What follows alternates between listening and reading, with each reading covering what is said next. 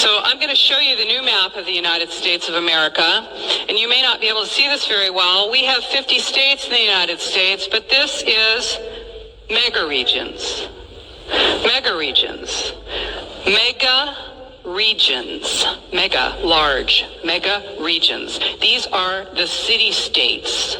These are large cities that are being made larger. Now remember I told you that the gray area is the wildlands. That's going to be the area that no one will have access to. And you know, I haven't told you anything about myself. I was a legal witness, an expert witness in land use and land valuation for my government, for the State Department of Transportation. Expert witness, testified in court.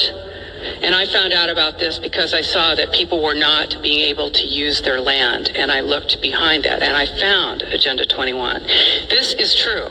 Okay, the federal government of the United States is doing this, is in process of creating mega regions, which are essentially crossing national boundaries.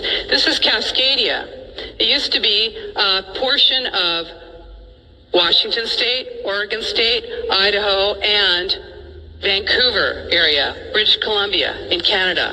The Southern California and Texas Triangle areas include part of Mexico. This breaks national boundaries, it breaks state boundaries, it breaks county boundaries. It's also a project of the Ford Foundation and the Rockefeller Foundation. Regionalization and world government.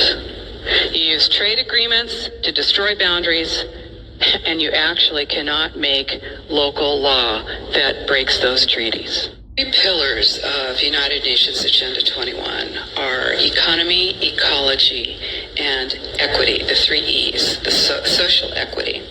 And everyone sort of thinks that they know what that means, the idea of social equity. It must mean that, well, everyone's going to have access to clean water and clean air, and no one's property is going to be used as a dumping ground because they are at a poverty level.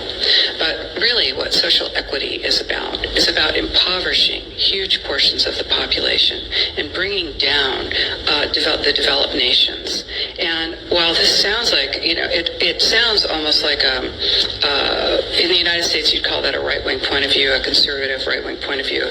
I personally am a liberal. The idea that something this drastic, this radical would be happening worldwide without people knowing it. All you have to do is look at austerity measures, restrictions on transfers of wealth, additional restrictions on land use, ability, to produce, to use your energy, your water, your industry. All of this is happening in developed nations. So when you have your infrastructure attacked like that, it's going to have a tremendous impact on your ability to prosper, as well as the idea that that everything that we're looking at now is destined to collapse our economies, because the idea, this is a corporatocracy. It's a totalitarian state being developed right now all over the world.